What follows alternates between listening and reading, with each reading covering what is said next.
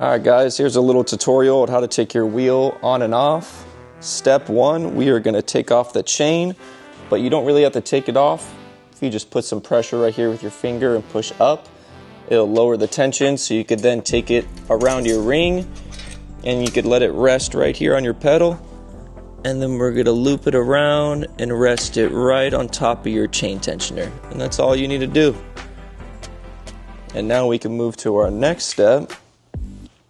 If you have a Gen 3 model, we'll be unscrewing these little spacers right here, lock spacers, and this is what keeps your wheel on there nice and safe in case your bolts ever get loose. So we'll pop those out, then we'll move to the left.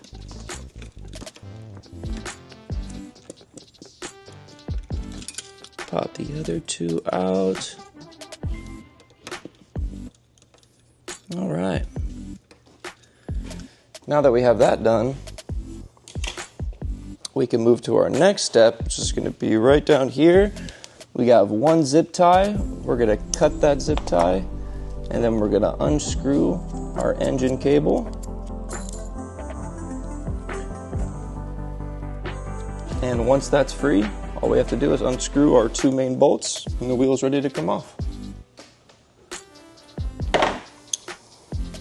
Alright, so we got our 21.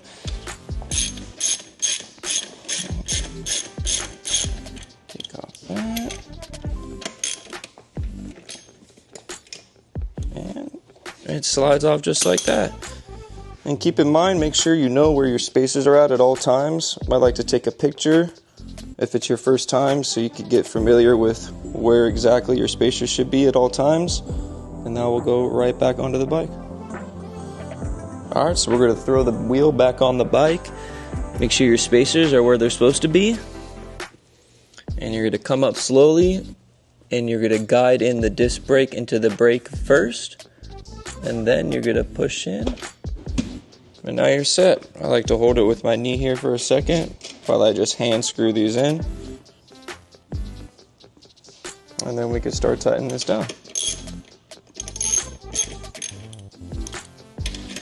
Go to the right.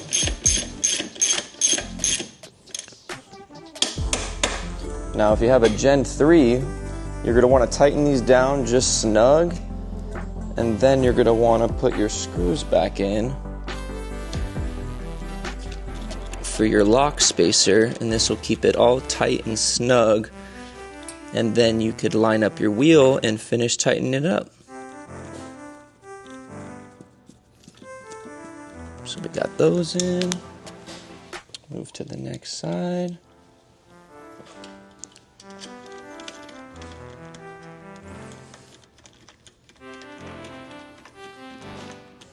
And the bottom one.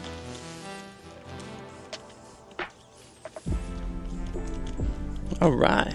Once those are nice and tight in there, then we could go back and fully tighten down these. Nice hand tight. You guys, unless you have a torque wrench at home, you just give it a nice snug hand tight and it's all good to go. And then we're going to come back over here to our engine cable, and we're going to pop that in there and screw it on down.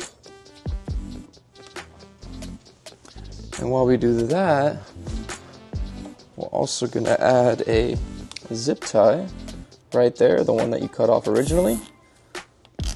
Make sure that's nice and snug, and you're all set. Then we're going to move back to our chain, and we're going to lift it up over, pop it on the ring, and then same thing, we're going to push forward, and then we're going to pull our chain up and put it right back around our sprocket.